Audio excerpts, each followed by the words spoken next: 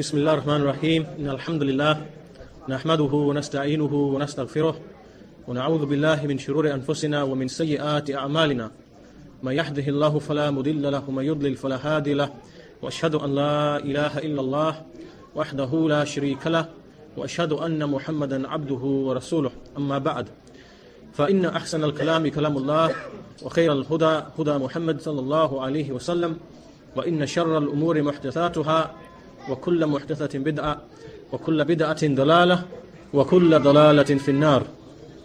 Inshallah, to continue the series of topics that relate to the general theme of the conference or the seminar, which is looking at the situation and the condition of the Muslims today and speaking about the issues that relate to their rectification and correction. Then yesterday we spoke about al-ikhlas and how a servant should be concerned with correcting that which is between himself and his Lord as it relates to his sincerity in his actions, and avoiding the pitfalls and the dangers of showing off, al-riya and as-sum'a, and likewise doing actions which are actions of the hereafter but for worldly gain, and that because this is an issue which relates to the perfection of a person's tawheed, and because tawheed is from the greatest or is the greatest of the affairs of the religion, then no doubt that is an area of concern that every single Muslim, every single Salafi should pay a great amount of attention to in learning these issues and understanding these issues and applying these issues in their ibadah and their practice of the religion. So today, inshallah, I want to touch another issue which again relates to the condition of the Muslimin and the affairs of the Muslimin, and this is relating to the rulers. The rulers and what has come in the Sunnah, what has come in the Quran, what has come in the Sunnah, and what has come in the manhaj of the Salaf in relation to how the Muslims are to deal with the rulers. And my lecture today, inshallah, is going to be divided into 3 sections. The first 2 sections will be very short, inshallah. And the first 2 sections, I just wanted to give some background information before I go into the main theme or the main content of the lecture, which will be 11 or 12 principles from the Quran and from the Sunnah that explain very clearly and explicitly how a Muslim should behave with those whom Allah has appointed over him, and the methodology that a Muslim should follow in relation to interacting with the rulers. So that will be the main part of the lecture, the third part. But before that, there are 2 sections that I want to speak about to help to put this subject into context. So the first part is if we look at the history of al-Islam, and we look at how the deviations and the innovations appeared, the major innovations which appeared after the passing away of the Messenger sallallahu alaihi wasallam and the Khulafa al-Rashidin, al-Mahdiyyin. If we look at the nature as to how this occurred, then it will help us to understand in the recent times why we have so much confusion and so much misunderstanding relating to this subject, meaning the subject of the rulers and how the Muslims should deal with them, how they should behave with them, and so on and so forth. So first of all, we find that in the time of the Messenger ﷺ and the time after his passing away and the time of the Khulafa al-Rashidin al-Mahdiyyin, 30 or so years, we find that alhamdulillah there was no major problems or deviations. Nothing occurred. The Sahaba would, the Messenger would receive revelation, he would convey that revelation to the Sahaba, they would understand that revelation and believe in whatever it contained of the affairs of Aqeedah and implement whatever it contained of the affairs of the rulings, and this is how it was. And then, after the time of the Khulafa, starting roughly around the year 37 Hijrah, up until roughly 100 Hijrah, this was a time in which we saw the emergence of the 4 sects, or the 4 groups, or the 4 deviant beliefs, which are the beliefs of the Khawarij, the beliefs of the Rafida, the Shia, and the beliefs of the Qadariyyah, those people who deny a Qadr, and the belief of the Murji'ah, those people who don't believe that actions are from Iman, from the essence of Iman. But the point that I want to make here is that when you look at the deviations, the specific deviations, how did they originate and where did they come from? then that's the thing that we want to look at. So first of all, with respect to the Rafidah, the Shia, where did this belief and where did it originate from? We find that it was from a person by the name of Abdullah bin Saba, who was a Jew, and he came in the garb of Islam, and he came to the Muslimin, and he began to praise and raise the position of Ali radiallahu anhu. And as is mentioned in the Athar from the Salaf, that this person, that he would come and he would pretend, or he would claim, that in all of the previous books that Allah revealed, and including the Tawrat, that in those revelations, it would be mentioned that all of the prophets had, if you like, a close companion, or someone whom he left as a legacy. And that legacy of the Prophet Muhammad is Ali radiallahu anhu. So this is what he would claim. He would bring these false narrations and false claims and spread them amongst the Muslimin, so that they would raise Ali radiallahu anhu. So the point being that this belief from that time originated from where? It came from someone external to Islam, someone outside of al-Islam. Then likewise, the belief of, the false belief of rejecting al-Qadr, rejecting the divine predestination. We find that when we look in the books of history and the books of the Salaf, where they originate and trace where this belief came from, we find that they mention a person by the name of al-Ma'bad al-Juhani. A person by the name of al-Ma'bad al-Juhani. And how this person, he mixed and interacted with a Christian from Iraq, from the region of Iraq. And some of the scholars say, in some of the narrations it mentions that this person's name was Sawsan. In other narrations it says his name was Sansawayh. So irrespective of what his name was, he was a Christian, and al-Ma'bad, he took the belief, or the belief of rejecting al-Qadr from this Christian. And it is said that this Christian, he initially was a Christian, then he became a Muslim, then he reverted back to being a Christian. So this belief of al-Qadr, and whatever followed on from that, then the Mu'tazila came afterwards and they took this belief, and again the point here is, where did this belief originate from? It came from someone outside of al-Islam, external to Islam, in this case a Christian. And likewise, maybe another 60, 70, 80 years after this time, or close to 100 years after this time, now roughly about 200, 250 Hijrah, we see now the rise of the Mu'tazila. And the reason why the Mu'tazila, they gained prominence, and why they gained lots of arguments and evidences for their batil, was because the books of the Greek philosophers, like Plato and Aristotle and Socrates, that these were translated. And the principles of Greek philosophy and logic, they were translated into Arabic. And that when these people, they saw what it contained, what these books contained, they found a new way of interpreting and looking at the verses in the Quran, especially the verses that speak about Allah's attributes, Allah's names. And then they began to use those principles in order to deny and to negate Allah's names and attributes. So where did this come from? It originated from outside of Islam, from the books of the Greek philosophers. So this is what we need to understand, that these deviations and these false beliefs and these innovations, where did they originate from? They originated from sources outside of al-Islam. So this is the first part, or the first introduction to my lecture. So keep this in mind, bear this in mind. Now the second part of my lecture, I want to cover the last 100 or last 120, 130 years of recent history. When we look at the Muslim nation, or the Muslim Ummah as a whole, and we look at what it went through in terms of colonization, and likewise at the same time, we saw in the lands of Europe many of these philosophies and ideologies, like Marxism and socialism, and these and revolutions that occurred, and the philosophers who came and they began to speak about these ideologies.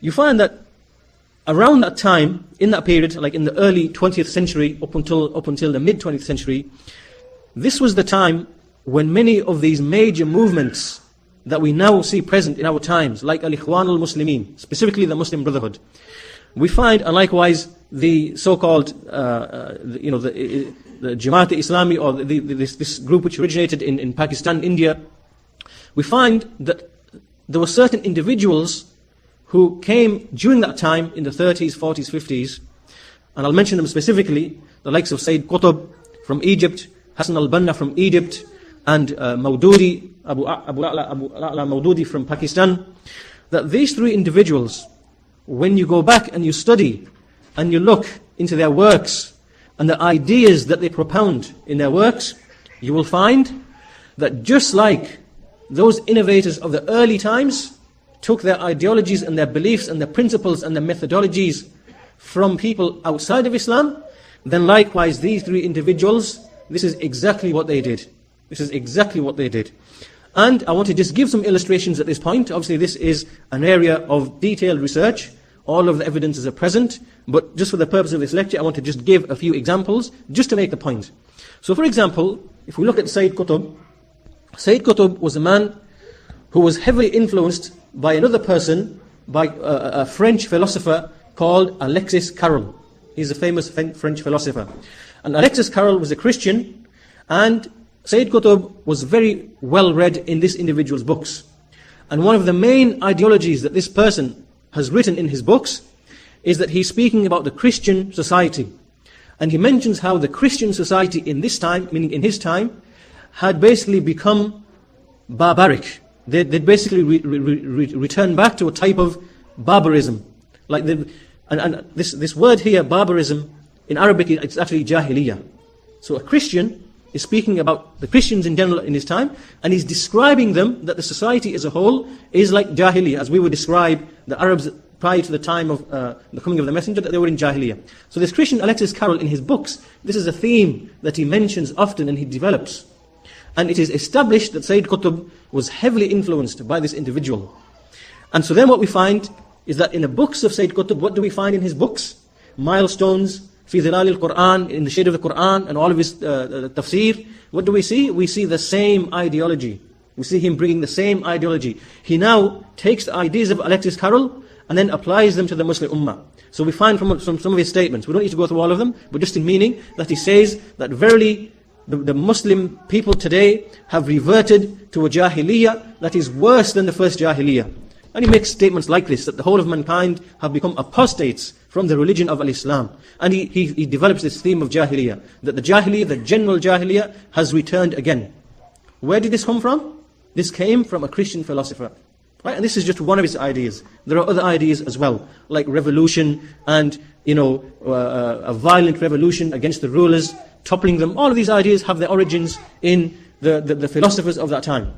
To such a degree that even those people from the non-Muslims who are researchers and who are honest and who are shrewd and who know their history, even they themselves have written in their books that this ideology that Sayyid Qutb propounded in his books has more in common with the ideologies of Marx and Lenin than it does with Islam. Right? So even these non-Muslim researchers have come to that conclusion based upon their research. That's Sayyid Qutb. Likewise with Hassan al-Banna. Hassan al-Banna, when we look at his organization, there were many influences that came to him, but it's established that the Muslim Brotherhood had connections with the Nazis from Germany. Rather, they actually met with each other and visited each other. And when you look at the various organizational structures that Ikhwan al-Muslimin had, in terms of they used to have Boy Scouts and things like this, and units within the organization, all of that was just borrowed and copied from the Nazi youth, the National Socialist Party from Germany, to such a degree that they even had the same types of uniforms for their, like the Boy Scouts and so on and so forth. There are many other things that I can mention, but I'm just trying to give quick illustrations and quick points here so that you understand that these movements and the ideologies that they came with, where did they come from? They actually came from the prevailing ideologies and philosophies of the non-Muslims of that time. And likewise with Maududi. Maududi was likewise influenced by the revolutionary ideologies that were present in the writings of the philosophers from the previous century. So in his books he says things like that the reason why the messengers came was to basically topple the rulers and establish the rule of Islam. And he develops this theme of like a violent, revolutionary resolve on behalf of the people in order to establish the Islamic state. What do we find? 15, 20 years earlier, we find the communist revolution, and we find in the books of all of these philosophers the same ideas. So the point that we're making is that these three individuals were heavily influenced by these external ideologies which came from the non-Muslims, and then they implemented them and integrated them into their teachings, and then they began to write books. Then they began to use verses from the Quran. Then they began to use hadith from the Sunnah to justify these ideologies. And then we find, just like in the early times, don't we see now today how the beliefs of the Ash'ariyyah and the Mu'tazila and the aspects of the belief of the Qadariyyah and the belief of the Murjiyyah, don't we find them present today? Of course we do. Because what they did in those times was to write books and to spread these innovations so that they flourished and became spread and widespread amongst ummah. What do we find today? The same thing. The same thing. To such a degree that today, so what happened is that due to these influences of these individuals, the principles of the sunnah, the methodology in the sunnah, as it relates to how we deal with the rulers, they became destroyed, and they became wasted, and they became forgotten. And this was because, due to the spread of this organization from Egypt to the Arab countries, and eventually when they began to come to the Western countries in the 50s, 60s, 70s, and they brought with them the books and translated the books and so on and so forth, due to all of these activities, we found that these ideologies of al-Ikhwan al-Muslimin, they became widespread amongst the Muslims, up until this day. To such a degree that if you were to walk in the street and just ask any common Muslim, say to him, Akhi Muslim, why do you think that the Muslims are in the condition that they are today? The first thing that he will say to you, most likely he will say to you, it is because of the corrupt rulers. They are the problems.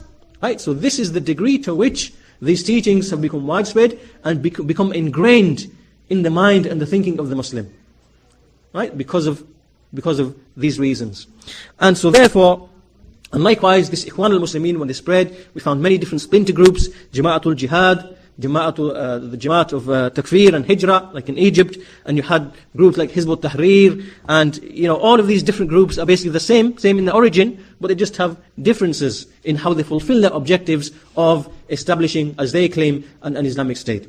So this was the second thing that I wanted you to understand, that now that in the current time, just as the Salaf mentioned that the Sunnah will be removed bit by bit up until a person can't even recognize the religion. This is how it is now.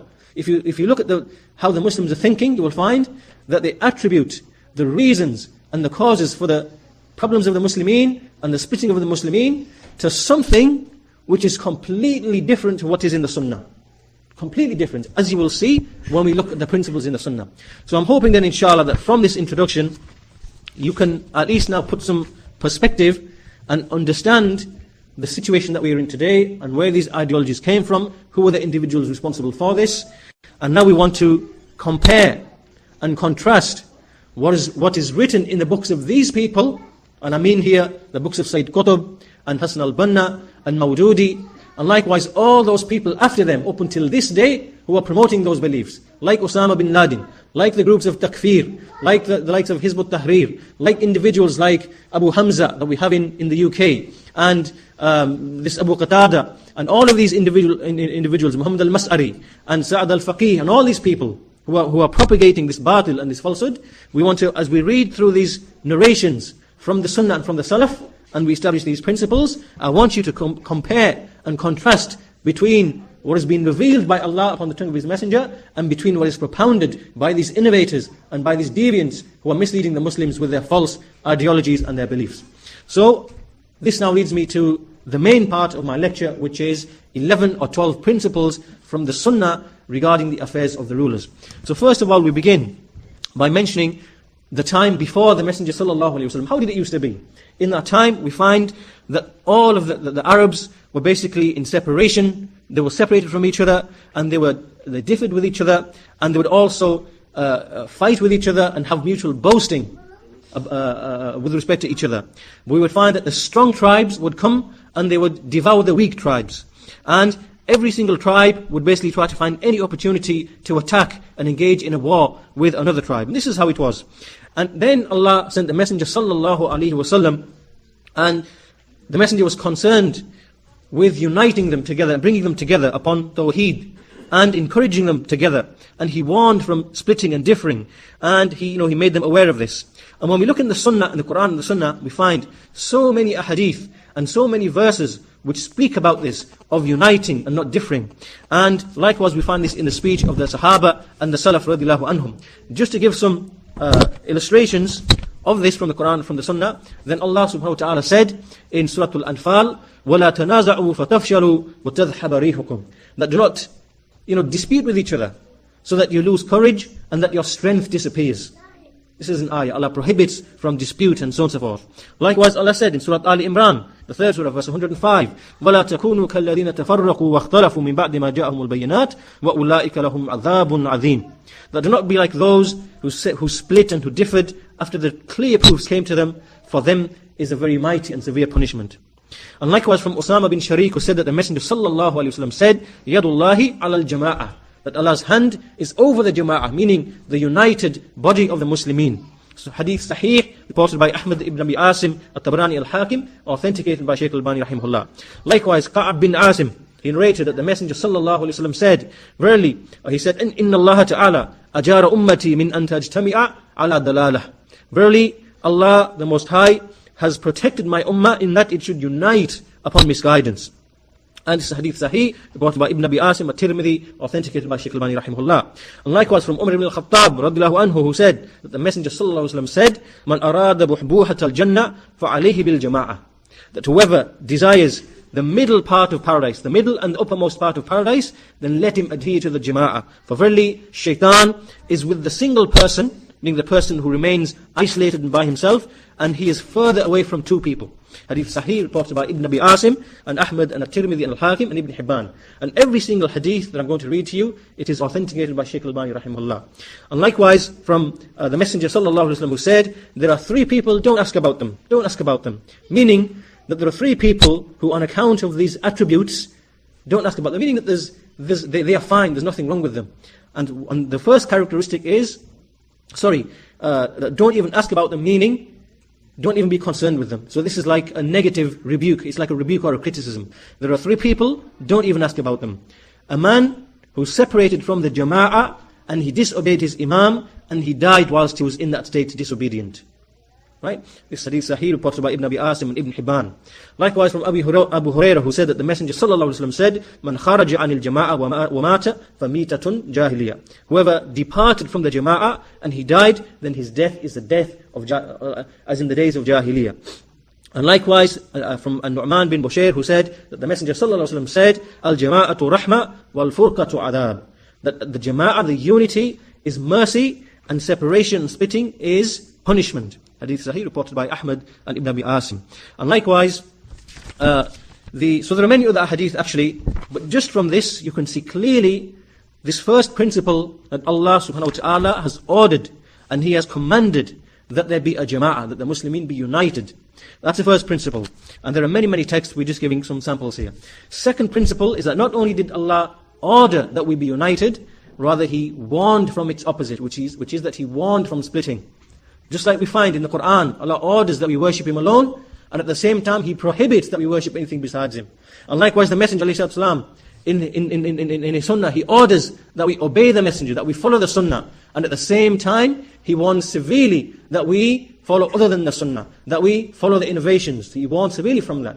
And so similarly we find that not only did Allah, He ordered that we be united, He also prohibited from all splitting and all differing. So from that is that the Messenger in his Sunnah ﷺ, he warned from separating from the jama'ah in a very severe way, and he made a threat to anyone who did that, with a very severe threat. The Messenger said ﷺ, Man raghiba an sunnati falaysa minni, that whoever turns away from my sunnah, he is not from me. Hadith sahih, reported by Bukhari and Muslim. Likewise from Ibn Umar, who said that the Messenger sallallahu alaihi wasallam said, Man naza'a yadahu min ta'ah lam yakun lahu yawmul qiyamah hujjah. That whoever took his hand away from obedience, meaning obedience to the ruler, then he will not have any proof in his favor on the Day of Judgment. Hadith sahih, reported by Ahmad and Ibn Abi Asim. And likewise, the Messenger ﷺ said, Man ataakum amrukum jami' ala rajulin wahid yuridu an yashqa asakum wa yufarriqa kalimatakum faqtuluh. That whoever comes to you whilst your affair is united behind a single man, and he comes in order to split you up and to separate your word, then kill him. Right? This is the punishment for a person who tries to come and create splits in the Muslim society and divisions in the Muslim society when they are united behind a single imam. Hadith sahih, reported by Muslim. And there are many other verses, many other ahadith in this regard. So first principle, we've been ordered with unity. Second principle, we've been prohibited in the most severe manner from splitting and differing. Third principle is that now we've established that Allah has ordered the jama'ah, and that the jama'ah is a source of mercy for the Muslimin, and that the jama'ah is the basis upon which the Muslims' affairs are regulated within the society. Then the third principle is that this jama'ah cannot be maintained and cannot be sustained except with an imam. Except with an imam. And this imam cannot maintain his duty, that which Allah intended for him, until the Muslims obey him. Until the Muslims obey him. So this is the third principle. That the imamah, that the affairs of the Muslimin cannot be straight except with an imam. And the imam cannot fulfill his duties in accordance with what Allah intended for him, except with at-ta'ah, with obedience on behalf of the Muslimin. And this is why in the Sunnah, the Messenger sallallahu alaihi wasallam, we find another principle, that he ordered the Muslimin that they obey the Imam. From the Messenger sallallahu alaihi wasallam, who said, as reported by Anas, "Isma'u wa ati'u wa in istu'mala alaykum abdun habashi ka'anna ra'sahu zabiba ma aqama fikum kitab Allah." So he said, hear and obey, meaning the ruler, even if an Abyssinian slave is appointed over you, his head being like the head of a raisin. Meaning, even if his appearance is like this, even if he be an Abyssinian slave, if he's appointed over you, and so long as he establishes the book of Allah, then hear him and obey him. Hadith Sahih, reported by Bukhari. And likewise, the Messenger said, as reported by Abu Hurairah radhiyallahu anhu, "Man ata'ani faqad ata'a Allah, wa man asani faqad asa Allah, wa man yuti'u al-amir faqad ata'ani, wa man ya'si al-amir faqad asani." Now look at this, look at the principle in this hadith. The Messenger said, whoever obeys me, then he has obeyed Allah. Whoever disobeys me, then he has disobeyed Allah. So first of all, the Messenger connected the obedience to him as being obedience to Allah, and the disobedience to him as being the disobedience to Allah. And then he said, whoever obeys the Amir, then he has obeyed me. And whoever disobeys the Amir, then he has disobeyed me. So look at the connection.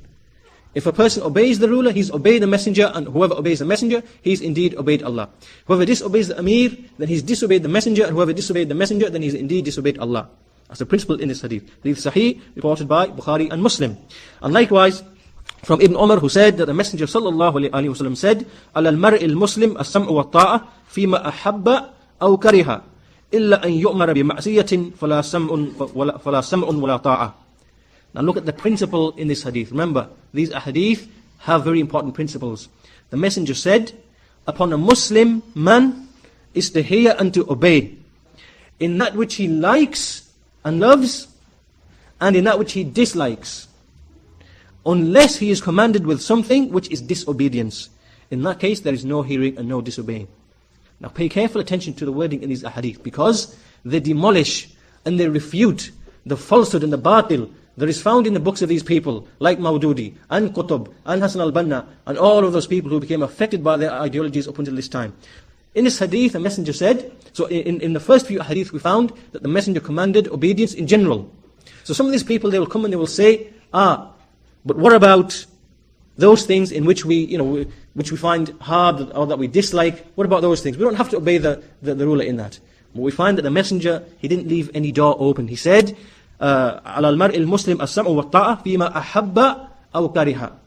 The only exception he made was if the ruler commands you with something which doesn't agree with the Sharia.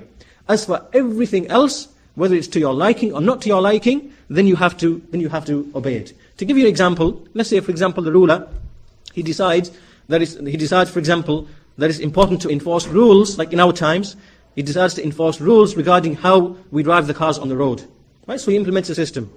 There isn't anything in the Sharia regarding this, and it may cause hardship for some people. In that issue, whether you like it or you don't like it, whether it causes you difficulty or not difficulty, you have no choice. You have to obey the ruler in that affair, unless it is something that opposes the Sharia, which in this case it doesn't.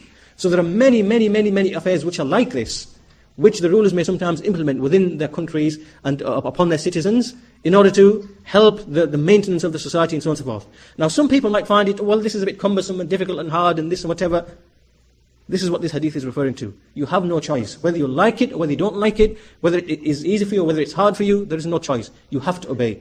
The only exception is if it involves disobedience to Allah and His Messenger. So understand that. Hadith Sahih, reported by Bukhari and Muslim. Likewise, another important hadith. The Messenger said, as narrated by Auf bin Malik, he said that the Messenger sallallahu alaihi wasallam said, "Ala man waliya alayhi wal, fara'ahu ya'ti shay'an min ma'siyatillah, فَلْيَكْرَهِ الَّذِي يَأْتِي مِنْ مَعْصِيَةِ اللَّهِ وَلَا يَنْزِعُ يَدًا مِنْ طَاعَةٍ." The Messenger said, verily, the one over whom a ruler has been appointed, and then he sees something from him which involves disobedience to Allah, then let him dislike that which he saw of disobedience to Allah, but let him not remove his hand from obedience to him. Understand this principle as well now. So meaning that anyone who sees a ruler being disobedient to Allah, he falls into sins, he disobeys Allah. What is obligatory upon this person? Two things. He must hate that which he saw of Allah's disobedience, but at the same time, he is not to remove disobedience to the ruler. He is not to remove disobedience to the ruler. And this hadith establishes another principle, or another matter, which refutes and demolishes the arguments of these people, the Khawarij and these renegades, and what they write in their books.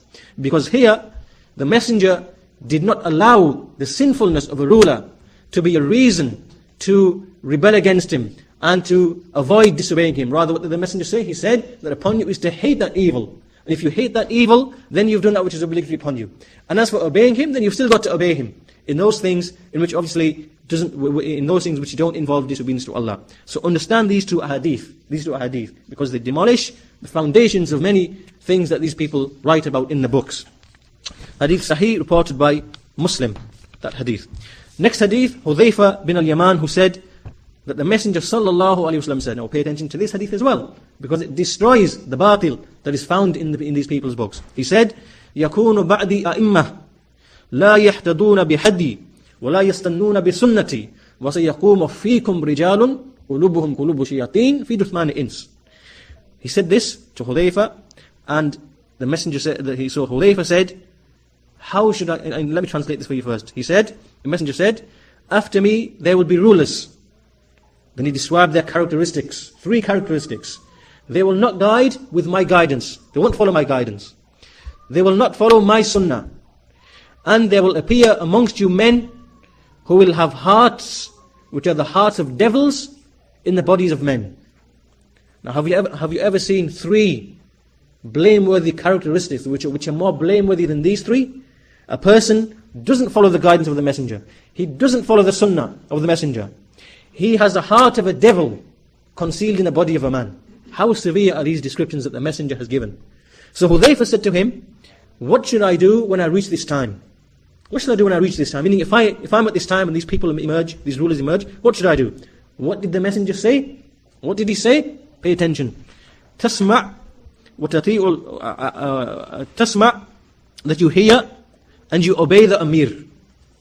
Number 1. He said, obey and hear the Amir. Even if he strikes your back and he takes your wealth. Even if he strikes your back and he takes your wealth. Where is this guidance from? These are from the words of the Messenger sallallahu alaihi wasallam. Can you see the difference between this and between the batil that is in the books of Mawdudi and Sayyid Qutb and Hassan al-Banna and Muhammad Surur and Osama bin Laden and all of these deviants? Can you see the difference? Can you see where this came from? This came from the revelation from Allah subhanahu wa ta'ala. Can you see where that came from the books, in the books of Sayyid Qutb? It came from Alexis Carrel. It came from those philosophers from the previous century like Rousseau. And all those individuals who spoke about revolutions and Marxism and Leninism, that's where their batil came from. So understand this. Understand the difference between the sunnah and between this batil that's entrenched in the minds of the Muslims today. How can this, how can there be confusion when we read these texts, when we read these verses? How can there be confusion in the mind of a Muslim when he reads this from the words of the Messenger ﷺ and he reads the kalam of these people? How can there be any confusion? Hadith Sahih, reported by Muslim. From Ibn Umar, who said that the Messenger ﷺ said, whoever took up arms against us, man hamala alina as-salah falaysa minna. That whoever took up arms against us, then he is not from us. Hadith Sahih, reported by Bukhari and Muslim. And likewise from Al-Irbad bin Sariyah, who said that the Messenger ﷺ said, that the Messenger addressed us in a sermon and he said, fear Allah, and upon you is to hear and obey, even if it is an Abyssinian slave. For verily whoever amongst you lives for long, then he will see many differences. So upon you is to follow the sunnah, my sunnah, and the sunnah of the rightly guarded khulafa who come after me. Hadith Sahih, reported by Abu Dawood, At-Tirmidhi, and Ad-Darimi. And likewise, the hadith of Ubadah bin Samit, who said that the Messenger ﷺ said, whoever worshipped Allah, not associating any partners with him, and he established the prayer, and he gave the zakah, and he heard and he obeyed, meaning the ruler, then he can enter paradise from any of the 8 gates of paradise. Hadith Sahih, reported by Ahmad ibn Abi Asim and At-Tabarani. So this is the third principle, principle number 3, that the Messenger ﷺ that he warned, or that that the jama'ah and the unity which Allah has commanded in His book and upon the tongue of His messenger cannot be sustained except with an imam. And this jama'ah cannot be sustained except with obedience to the imam. And all of these texts, you've seen that in all of these ahadith, we have established clearly that a Muslim must obey the ruler, even if he sees from him disobedience. Even if the ruler doesn't follow the guidance of the messenger, doesn't follow the sunnah of the messenger, has the heart of a devil, and he beats you and he takes your wealth, then you still have to obey him. This is the guidance of the messenger, alayhi salatu wasalam. This leads us on to the fourth principle, which is that even if the ruler becomes sinful, he becomes a fajir, his sin becomes open and outward, did the messenger leave any room for us to not obey him, for us to rebel against him on account of this excuse? No. The messenger sallallahu alaihi wasallam, he closed this door as well. So he said, as reported in a hadith reported by Adi bin Hatim, who said, we said, O messenger of Allah, قلنا يا رسول الله لا نسألك عن طاعة التقي ولكن من فعل وفعل وذكر الشر. So meaning that we said to the messenger ﷺ, that we're not asking you about obedience to a pious person. We're not asking about you about that. Meaning that we know that obviously we obey a ruler who is pious. We're not asking you about that. But what about the one who did such and such and such and such? And then they mentioned some affairs of evil. So the messenger ﷺ said, فَقَالَ رَسُولُ اللَّهِ اتَّقُوا اللَّهِ وَاسْمَعُوا وَأَطِيعُوا. So he told them, fear Allah and hear and obey. So did the messenger ﷺ leave any doors open for the people to not obey the ruler because he is sinful and commits open acts of sin? No, he didn't. No, he didn't. And this demolishes another batil principle of these people who say that obedience to the ruler is only for the pious imam. It's for the imam who is pious, who fears Allah, who has taqwa. And as for the impious imam, then there is no obedience to him. And you find this batil in the books of these takfiris and jihadis, and who spread the likes of these teachings. So whose word would you take? The words of the messenger, who doesn't speak from desire, which is revelation sent down upon him, or from the words of those people whose origins come from the philosophers, from the kuffar, and other than them? Whose word would you take? And the messenger ﷺ, he also then established, so now that we've established that Allah ordered unity, number one, He prohibited from differing, number two, that the jama'ah can't be sustained except with obedience to an imam, and that even if the imam is a fajir, he's openly sinful, that we still obey him. So in this scenario so far, we have to still obey the imam. Now, in the sunnah we find there are certain other principles that exist which explain how we should behave, or which prohibit certain things.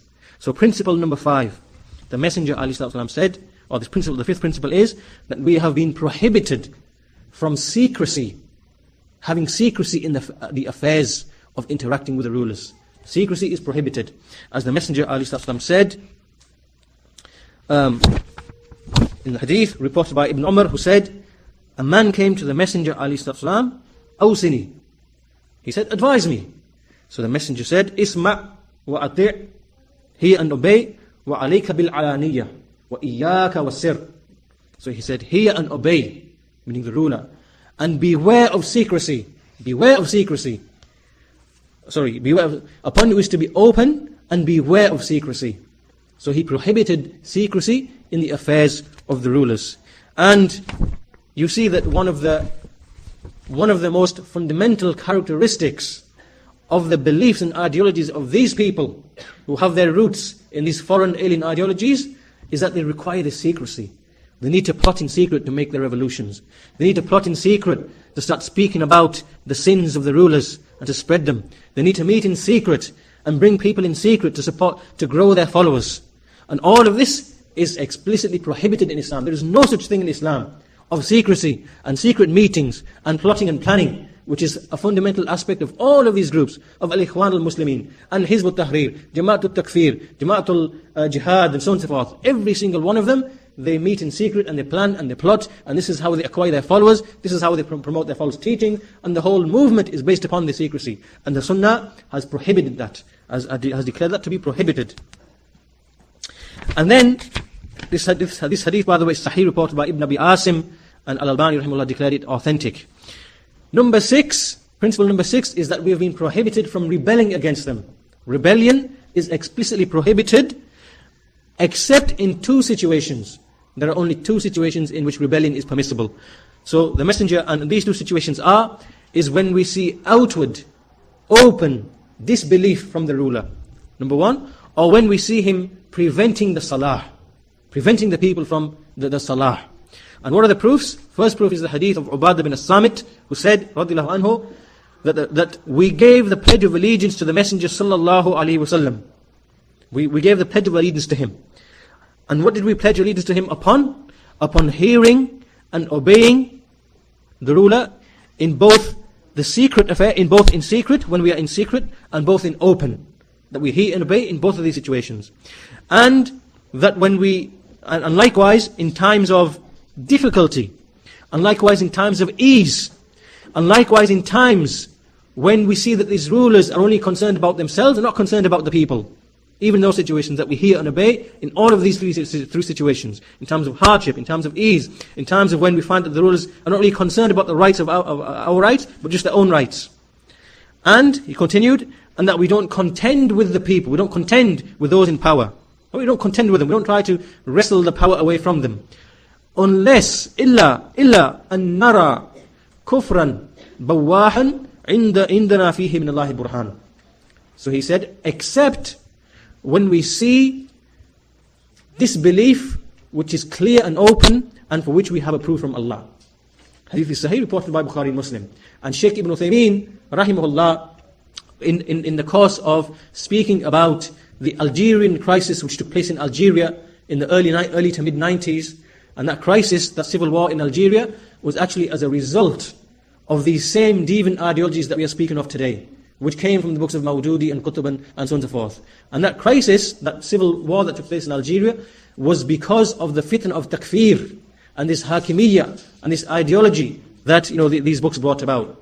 And close to 1 million people were slaughtered and killed as a result of this evil ideology, which just led the people into rebelling and fighting and declaring the government to be apostate, and then the police to be apostate, and then all of the government organizations to be apostate, and then anyone who worked for them to be an apostate, and then takfir just spread throughout the whole society, and we found these Khawarij killing the normal Muslims who didn't agree with their belief. So Shaykh Ibn Uthaymeen, when he was speaking about this Algerian crisis in the form of a discussion with some people, he gave an explanation of this hadith. He said that in this hadith, the Messenger said that he mentioned 4 things. He said, illa an nara. An nara, the Shaykh said, it means that we see with our eyes. Then he said, kufran. The Messenger said kufran. So secondly, we have to be certain that this thing, this action is indeed kufr. We have to establish from the book and the sunnah that this is indeed kufr. Because many of these takfiris and jihadis, they claim something is kufr, and it might not be kufr from the book and the sunnah. So we have to establish that this is indeed kufr akbar. Thirdly, bawahan, that this was done openly and outwardly in front of the people, that's clearly visible. This is how it is. And fourthly, indana fihi min Allahi burhan, that in the situation that we have a clear proof from the Quran and the Sunnah that indeed this is disbelief and this is kufr and so on and so forth. So the Shaykh gave a very clear illustration or example or explanation of what this hadith means. So it's prohibited to rebel except it's in this situation. And the second hadith from Salama, who said that the Messenger ﷺ said that there will be after me rulers, so you will acknowledge some good things from them and you will see some evil things from them. You will reject some evil things from them. So the person who rejected that evil, then he will be free, meaning free of any blame. And the person who disliked it in his heart, so he didn't reject the evil but he still disliked it, then he will be safe. But as for the one who became pleased and who followed, and then he kept quiet, meaning that this is a criticism of the one who became pleased and followed and pursued that evil that he saw. And then so the Sahaba said, when the Messenger said this, the Sahaba said, shall we not fight against them and contend with them with the sword? And he said, no, la, ma aqamu fikum as-salah. No, so long as they establish the prayer amongst you. So as long as they allow the prayer to be established and don't prevent the people from the salah, and they establish the prayer, then we are not allowed to rebel against them. So basically, as we said, principle number 6, khuruj, rebellion, revolution, is completely and totally prohibited, except in these 2 situations. Irrespective of whether the ruler is pious or sinful, irrespective of whether he follows the guidance or the sunnah or not, irrespective of whether he beats your back, imprisons you and confiscates your wealth, makes no difference. we have been expressly forbidden.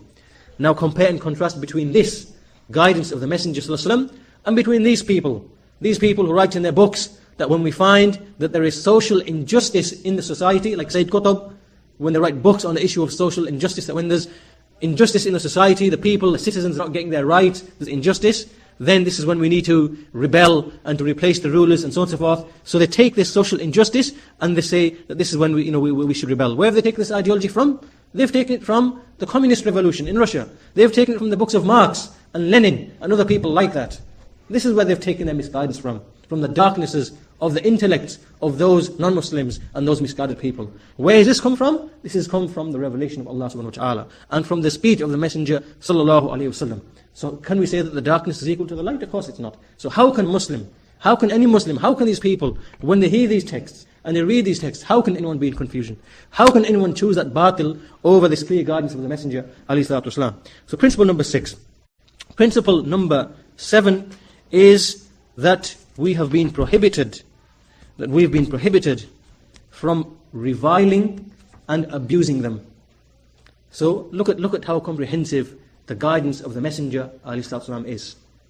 After all of what we've mentioned, the rulers not following the guidance of the Messenger, not following the Sunnah, having the hearts of devils, beating the people, confiscating their wealth, falling into sin, committing open sin, fujjar, open sin, preferring themselves over their subjects. After all of that, did the messengers allow us to revile and to abuse and to call them names and to humiliate them? We find in the Sunnah that even this door hasn't been left open. Rather, he closed it.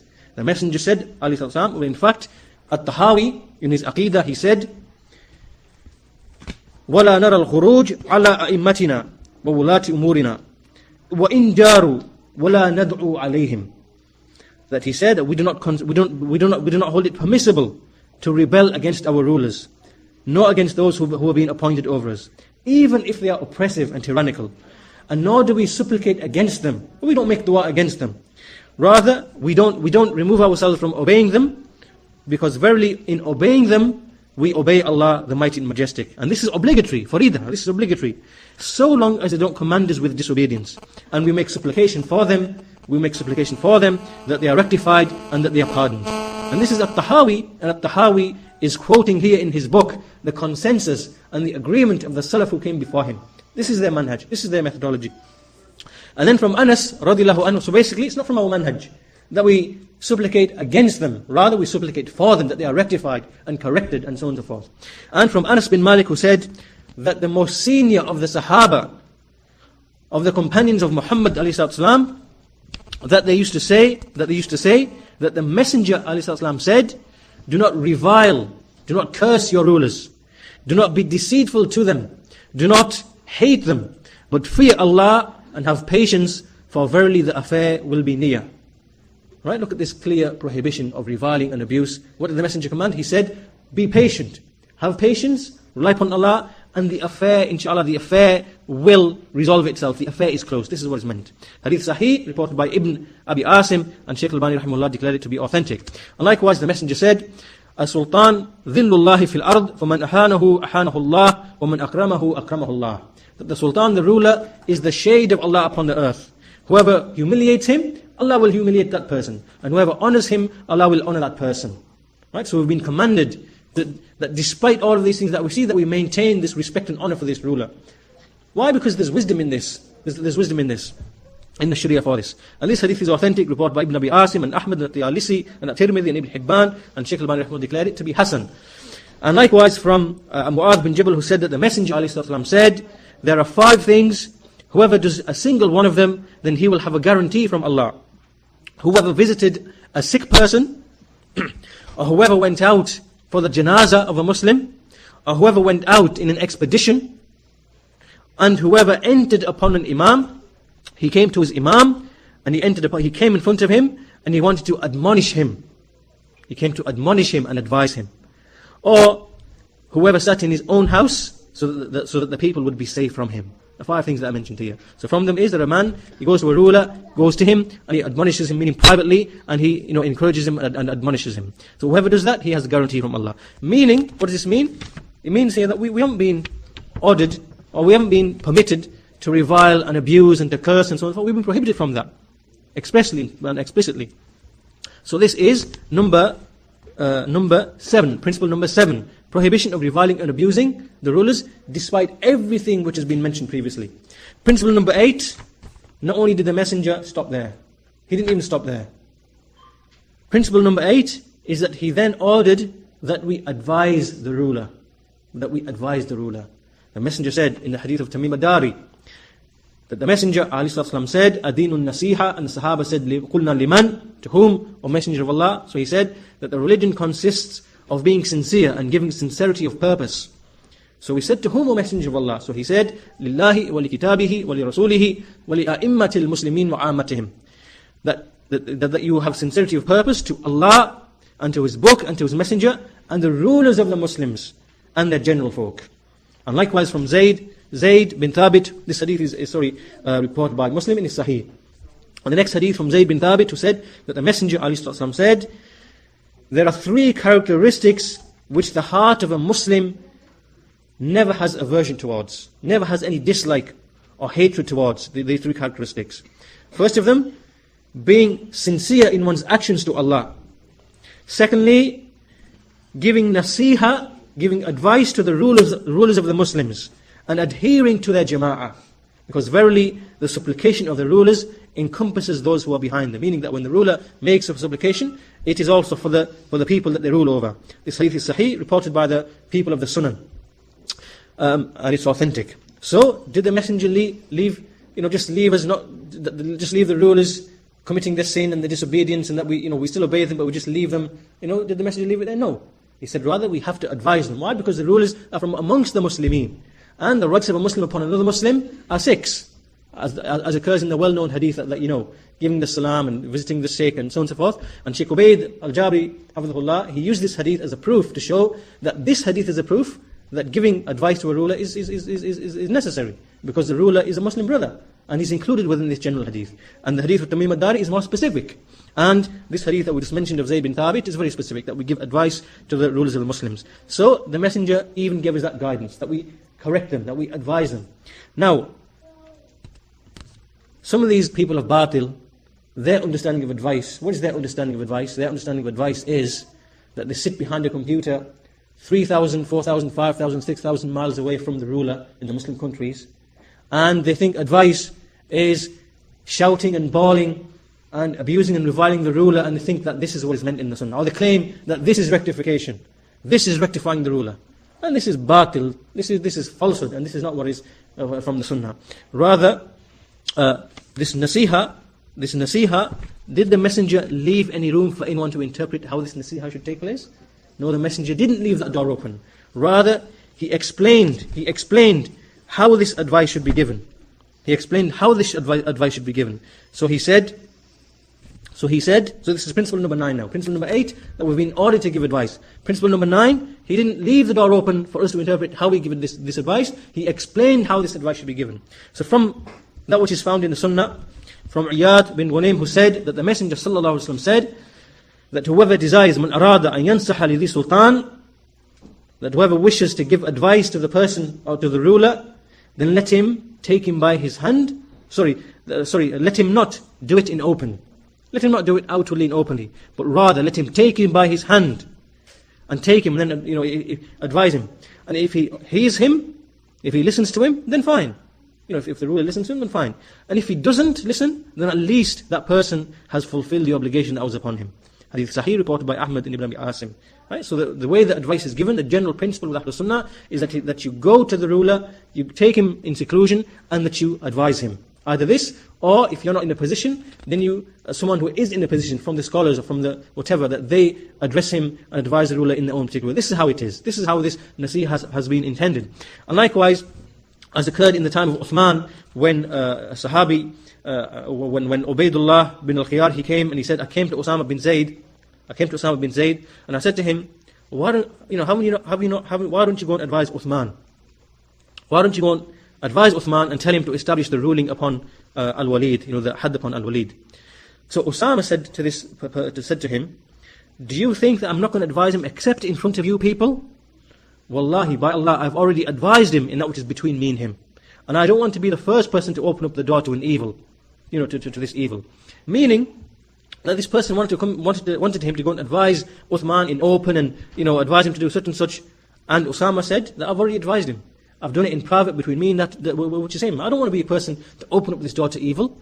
And this is, the wave of this narration is Sahih, reported by Bukhari and Muslim. And this shows to you the implementation of the Sahaba of the hadith of the Messenger sallallahu alaihi wasallam. This is how advice to a ruler is given. In seclusion, in private. That's principle number 9. Principle number 10. Did the Messenger stop there? Did he leave any more gaps? No. We find he even closed another gap.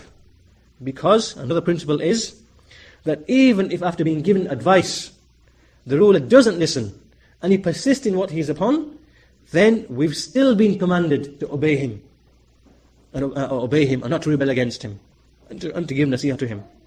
And the Sharia still didn't give us any permissibility of rebelling against him.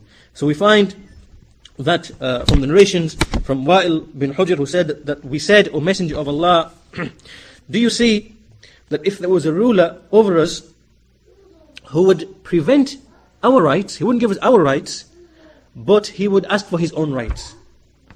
What do you say? What do you advise? So the Messenger said, Isma'u wa ati'u, hear and obey, for verily what they've been burdened with and what they've been tasked with is upon them, and what you've been burdened with and tasked with is upon them. So in other words, that the rulers have their own rights and obligations to Allah. That's their responsibility. If they don't fulfill it, that's upon them. But you too have rights, you too have obligations towards Allah, from which is that you hear and obey them. So you must still fulfill that. So the Messenger, he didn't leave any room. That if they continue to prefer themselves and to ask for their rights and not give their rights to the subjects, then still you have sabr and you hear and you obey, and that doesn't change anything that was mentioned previously in the principles that we mentioned before.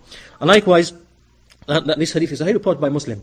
Another hadith, the Messenger said, as reported by Anas bin Malik, he said, "Satulquna ba'di athara, fasbiru hatta talqawni." So he said that you will soon encounter after me athara. He mentioned this word athara. Now this word is very hard to translate in a single word in English, but I'll explain to you what the meaning in general is. This is when, for example, the rulers, when they don't really care about the subjects, all they're concerned is about themselves and their own benefits, and so what they do is that from the actions you see that they're just giving preference to themselves, and whether it's in terms of wealth or possession or anything else, this is athara, giving themselves just being concerned with their own benefit and so on and so forth, and just neglecting their citizens. This is athara. So the Messenger said that soon you will see after this, and you will encounter after me athara, this. Fasbiru hatta talqawni. What did he command? He said, Fasbiru, have patience up until you meet me. And when he says, up until you meet me, this is a command for the whole of the ummah. Because obviously when we meet him, when he says to the Sahaba, up until you meet me, this means at the Hawd. This means on the Yawm al-Qiyamah. So this shows that this command is in effect up until the Day of Judgment. Reported by Bukhari and Muslim, hadith is Sahih. And likewise, another hadith from Abu Hurairah who said, the Messenger said, alayhi after me there will be khulafa, and they will increase in number. So he said, what do you command us? He said, fulfill the bay'atul awwal fal awwal, meaning that when these rulers emerge and they're diverse and separate, then give the bay'ah to the first one, and if another one appears, then give the bay'ah to that one, meaning in a different region, and then fulfill the rights that are for them, meaning fulfill their rights, but ask Allah for your rights that you have over them.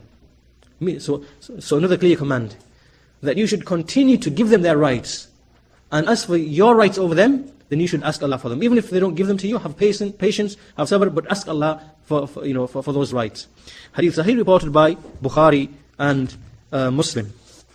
And so this establishes that even if they don't listen to the nasiha, it is still not permitted for you to remove the hand of obedience. Not permitted still. And then, did the Messenger stop there? Did he leave any other door? No, he didn't.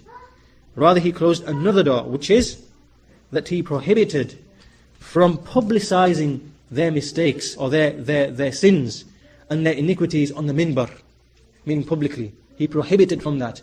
So after everything that we mentioned, he still didn't even allow the Muslims to speak openly about their sins or their iniquities or whatever else that they might fall into. Hadith reported, well, in fact, first of all, an ayah from the Quran, and this ayah in the Quran in itself is sufficient. The Messenger alayhi salam, he warned us, and Allah warned us from, spreading the false of the people on the pulpits, in the sermons, on the pulpits. And the reason is because this just leads to the spreading of fahisha, evil amongst the people in general. And there's a verse in the Quran in which Allah subhanahu wa ta'ala said, and Allah is speaking about a specific group of people. He says, إن الذين يحبون أن تشيء الفاحشة في الذين آمنوا لهم عذاب أليم في الدنيا والآخرة والله يعلم وأنتم لا تعلمون. The verse, the rough meaning of the verse: verily those who love that obscenity, fahisha, should be spread amongst those who believe, then for them is a tormenting punishment in this life and the hereafter. And Allah knows, and you do not know. When we go back to the books of tafsir, and we look at what is the meaning of this verse, the meaning of this verse is, for example, let's say a believer, he commits a sin, he might steal, he might fornicate, he might fall into adultery or whatever.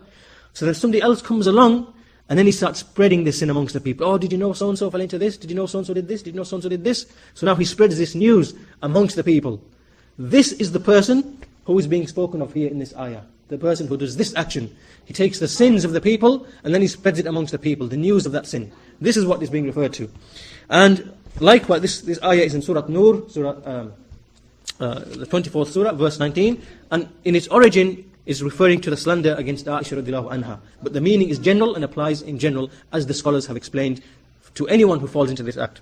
And likewise, from Abi Hurairah, who said, that the Messenger ﷺ said, إِذَا قَالَ الرَّجُلْ حَلَكَ النَّاسِ فَهُوَ أَهْلَكَهُم.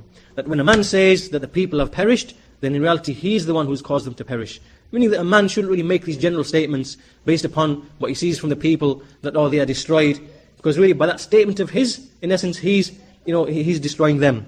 So this is another prohibition of speaking in that manner, and this hadith is sahih, reported by Muslim. So the Messenger ﷺ, he didn't even leave that door open either. And this leads us now to the final principle upon which we conclude. Number 12 is that the Messenger ﷺ, that in general, when we look at the text in the Sunnah, he prohibited the causing and the stirring of trouble, just general incitation and stirring up things within the society and creating these tribulations. The Messenger prohibited that. And we can gather this from all of the texts that we've heard already, and some many other texts that we find in the Sunnah. So we find that he prohibited the causes that lead to these tribulations, irrespective of how small and insignificant they might be. And he prohibited from the taking up of arms, and he prohibited many things. And we find in the hadith reported by Al-Miqdad bin Al-Aswad, he said that the Messenger ﷺ said, "Inna Sa'id laman janib al-fitan wa laman ibtuliya fa sabar." That verily, the happy person is the one who avoided the tribulations. He kept out of them, kept away from them. And the one who, when he was put to trial, he was patient. Hadith Sahih, reported by Abu Dawood, authenticated by Shaykh al-Albani rahimahullah. And so from this, inshallah ta'ala, I hope you can see clearly the light in the revelation of Allah and the light in the Sunnah of the Messenger ﷺ, and the clarity that you find in these narrations, and how things are so crystal clear. And the difference between that and the batil, that these people that we're speaking of, who are in the present times, the people like Osama bin Laden, and the people of takfir, and the people who speak about jihad when they know nothing about the Sharia jihad, that there's a great difference between this and that. And inshallah, with this we hope that these affairs of the Sunnah can be revived, because as we said, these people, just like in the first times, when I said the introduction that we gave, how when these innovations became introduced in the early times, the bid'ahs of the Khawarij, and the Shia, the Rafida, and the Qadariyah, and the Murjiya, and the Mu'tazila, and over time what happened is that they became spread, and the Sunnah became forgotten. The Sunnah became neglected up until it reached a point where the Sunnah was treated as bid'ah, and the bid'ah was treated as Sunnah. If you didn't believe that the Quran was created, you were a kafir. If you didn't reject the attributes of Allah, you were a mushabbih. You were someone who likened Allah to His creation. This is how it was. And this is how it became widespread. These innovators, they gained the strength in those times. And that's how it was. And Ahlul Sunnah were persecuted on account of adhering to the correct beliefs. Likewise, in our times, you find that these beliefs are widespread amongst the Muslims, even the general Muslims. And this is how it is. So with this, inshallah, we hope that these principles that you've heard, these texts that you've heard from the words of the Messenger sallallahu alaihi wasallam, that we learn them, we memorize them, we teach them, we propagate them, we spread them, we teach them to the Muslimin, so that this batil of these people can be refuted and removed from the society. And finally, I want to finish with 3 quotations inshallah ta'ala, if you just bear with me because they're very, very important. I know, inshallah, the lecture's gone on for quite a while, but have sabr. For the sake of completion, I want to mention 3 quotations, two of which are from Ibn al-Qayyim, which should be written in gold, which are amazing. The first quotation is a short one from Al-Imam al-Shawkani, and he gives the definition of someone who is al-Baghi. Al-Baghi is someone who basically is a renegade. He gives the definition of a renegade, someone who basically abandons the jama'ah of the Muslims. So he said, Ash-Shawkani said, and he said in As-Sayl al-Jarrar, he said, Al-Baghi, he's the one who removes himself from the obedience to the Imam. And he basically attacks and reviles this Imam in the issue of the benefit to the Muslims in general, to the benefit of the Muslims in his society. Meaning that he criticizes him for failing to maintain the benefits for the Muslims in the society. And he does this, meaning he criticizes him upon other than basira, upon other than knowledge, upon other than insight. And he does it in a manner that isn't from the angle of giving sincere advice. And then he continued up until he said, and it's not permissible to make khuruj, to rebel up against the rulers, even if they reach whatever levels of oppression that they reach, so long as we don't see from them open, clear, manifest disbelief. And the hadith in this regard are mutawatira, that they are mutawatir in this regard. Now look at the definition that he gave. Someone who first of all removes himself from the obedience of the Imam, and what's his excuse? He starts attacking the Imam because he's not looking after the people. The people are in poverty, yet this ruler himself, he's in riches. The ruler is enjoying this luxury and that luxury, yet the people are in poverty. Like these kind of things. He's bringing these kind of things. And he does it in a way where you can tell that he isn't really sincere. Wallahi, this definition, there are specific names I can mention, like Al-Muhammad al-Mas'ari, who's in London, who left Saudi Arabia, went to London, and then he started publicizing the sins of the rulers, sending faxes that this prince did such and such, this prince did such and such, this ruler did such and such, and sending them into the kingdom from within London, and spreading this dissension amongst the people, and turning those people against the rulers. This is this individual. This definition fits this individual. And likewise Sa'ad al-Faqih, and likewise Osama bin Laden. These are the Bughat, these are the renegades. This is who they are. That's the first quotation. Second quotation is from Ibn al-Qayyim rahimahullah, and he said regarding the open rejection of the rulers and the kings and rebelling against them. So Ibn al-Qayyim said, he said it in his book I'lam al-Muwaqqi'in. So he said, this is a great topic and it contains much benefit, and due to ignorance of this topic a great mistake has occurred and fallen upon the Sharia. And then he went on to say that the Prophet ﷺ, he legislated for his ummah the obligation of rejecting the evil, so that when we reject the evil, the goodness that Allah and His Messenger intended and that they love is actually brought about. Right? So this is meaning that this is the intention behind rejecting the evil. We reject the evil so that the goodness can come in turn. And then he says, but when rejecting the evil leads to what is more evil and more hated by Allah and His Messenger, then it is not allowed to reject that evil. So meaning that if we were to reject the evil and as a result of it more evil entails, then it is prohibited to reject the evil in that case. And even if Allah, He dislikes the evil which is occurring, even if He dislikes and hates it, we still can't prohibit the evil because it will lead to a greater evil. And then Ibn al-Qayyim says, and this is like the rejection against the kings, meaning against the rulers, and those who are in authority, by coming out against them.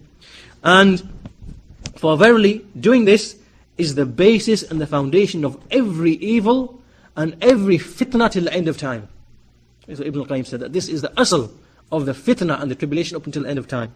And he said that the companions, they asked permission from the Messenger ﷺ for killing the leaders who just delayed the prayer from its proper time.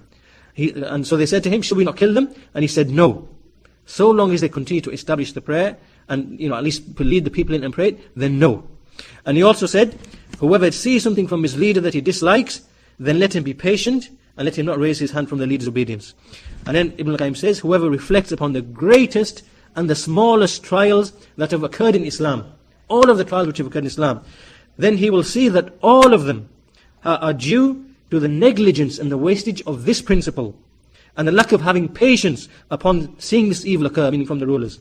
So this person, when he sees this evil, he hastily tries to bring about the end of this evil, thinking he's doing good, meaning that he, thinking he's doing good, So he seeks to bring about this end, and as a result of this, a greater evil is brought about. This is what happens. And then he said, and the Messenger ﷺ, he saw the greatest of evils in Mecca, and he wasn't able to change them. And even when Allah, he gave victory to the Muslims regarding Mecca, he gave, the Muslims took over Mecca, and when it became Darul Islam, the Messenger, he wanted to change the Kaaba and return it back to the foundations of Ibrahim, where Ibrahim had originally built it upon. But even though he had the ability to do it, he was prevented from doing it because he feared that because the Quraysh were new to Islam and they recently left Kufr, he didn't want to do something drastic in order to repel them. So he still didn't even do that. Right? He kept away from doing something good out of the fear that more evil would arise. So this is a principle. And for this reason, the Messenger, he never granted the permission for showing rejection against the leaders, with the use of force, with the hands. Why? Because of due to the greatness of the results that come afterwards on account of it, meaning the evil which occurs after it. That's the first quotation from Ibn al-Qayyim, and you can see from that he says that this is a great affair, and because of the wastage of this principle, this has led to the greatest and the smallest of trials in Islam from history. That has been the origin. And finally, inshallah, if you just bear with me, the final quotation from Ibn al-Qayyim, it wouldn't be complete if we didn't read this. And this in itself is a complete and total and utter destruction of the very foundations of the methodologies of these people. The methodologies of Sayyid Qutb and Hassan al-Banna and Mawdudi and Abdurrahman Abdul Khaliq and all of these groups and organizations, Ikhwan al-Muslimin, Ihya al-Turaf, and all of these peoples in all the various forms and manifestations, Jama'atul Jihad, Takfir wal-Hijra, and so on and so forth. It totally destroys their foundation. So pay very close attention to what Ibn al-Qayyim is saying. He says in his book, Miftah Dar as-Sa'ada, Volume 2, page 177, he says, and reflect in the wisdom of Allah the Most High, the wisdom in Allah making the kings of the servants, meaning the kings who rule the servants, and their leaders and their rulers to be of exactly the same type as the actions of the servants. Right? Meaning that reflect upon this wisdom, how Allah, He makes the rulers who rule the people to be of the same nature as the actions that the people perform, meaning those whom they rule over. Rather, it is as if their actions, meaning the actions of the servants, whatever actions the servants fall into, became manifest in the appearance of those rulers and kings, of their rulers and kings. So he continues, if they, the servants, the subjects, if they remain upright, then their kings will remain upright. And if they turn away from being upright, then they, meaning the kings, will too turn away from being upright. And if they, meaning the servants, oppress themselves, if they mean oppress each other, then their kings and their rulers will oppress them. And if there appears plotting and deception between the servants, so the servants, they plot and they're deceptive towards each other, then their rulers will be made to behave likewise towards them.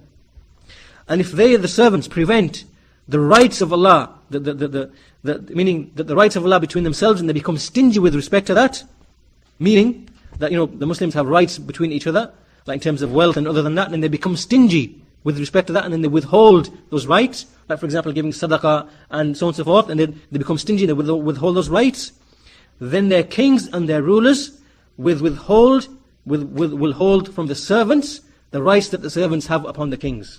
Right? So meaning if the people become stingy and withhold the rights between themselves, then the rulers will withhold the rights that they have upon the rulers. And then, if they misappropriate and take from those people amongst them who are considered to be weak, meaning that when the people start monopolizing upon the weakness of other people, so they start taking their wealth or start misappropriating from them, and they take these things, those things that they don't deserve to take from other people, then the kings will take from them, will take from the servants what they don't deserve to take from them, and they will inflict taxes upon them and other types of services. They will inflict this hardship upon them.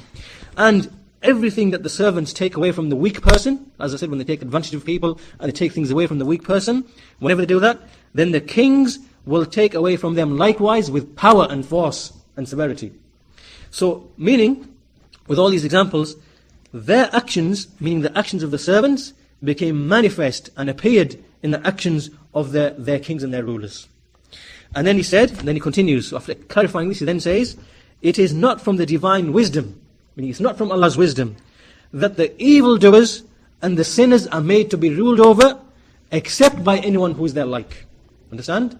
So meaning it's not from Allah's wisdom, that people who are sinful and fall into the likes of these actions, it's not from Allah's wisdom that they be ruled by anyone, except one who is just like them. And then he continues, he says, and when the very first band of Islam, meaning the first generations of Muslims, when they were the best of generations, and when they were the most pious of them, then their rulers were likewise. And meaning Abu Bakr, radiallahu anhu, and Umar radiallahu anhu, and Uthman and Ali, and those who were righteous after them, like Umar bin Abdul Aziz and other than them. So when they were like that, then the rulers were like that. And then he continues, and when they become corrupt, when they became corrupted, then their rulers likewise became corrupted over them. Thus, the wisdom of Allah refuses that the likes of Muawiyah and Umar bin Abdul Aziz are put in authority over us, over the likes of us of these times, like over us in these times. Who's Ibn al-Qayyim talking about? He's talking about in his generation, the 8th century after Hijrah, meaning that the wisdom of Allah, it refuses that Muawiyah, even Muawiyah and Umar bin Abdul Aziz, that that we are worthy that they should be ruling over us, let alone the likes of Abu Bakr and Umar. So meaning, leave aside Abu Bakr and Umar radiallahu anhu, even we are not worthy and fit of having the likes of Muawiyah and Umar bin Abdul Aziz rule over the likes of us. We're not like that, we're not fit for that. And then, so obviously if he's speaking about his time, then what would you say over the likes of our time? Who the individuals like Bin Laden and these people like Umar Bakri and other than them, when you look at these people and what they're about, do you think they deserve to have pious rulers ruling over them? Or when you look at the Muslimin and what they're falling into, of all of these calamities and these sins and these evils, do you think they deserve to have pious rulers? Do you think we deserve pious rulers? Of course not. So the wisdom of Allah refuses that should take place. So then he says, rather our rulers are in accordance with our nature, and the rulers of those who came before us were in accordance with their nature. And both of these two matters necessitate wisdom and what it requires. So, inshallah, this is the end of this quotation. And with this, I hope, inshallah ta'ala, that this affair has become clear and manifest, and we are in absolutely no confusion whatsoever. A Muslim can't be in any confusion after he's heard the likes of these narrations from the Quran and from the Sunnah and from the Salaf and from the Sahaba and from the Tabi'een and from the Imams of the Salaf. Like we've heard these words from Ibn al-Qayyim. It's not possible for anyone to remain confused. So inshallah ta'ala, we'll end this lesson here. And as I said, that this is another issue that concerns the rectification of the Muslimin and the condition of the Muslimin. So I hope inshallah that we've learned from this and that we can in turn educate other people, other Muslims and those in our communities, and to revive the Sunnah, to revive these principles of the Sunnah, and to remove the innovations which have become widespread in our times. And with this inshallah we finish the lecture.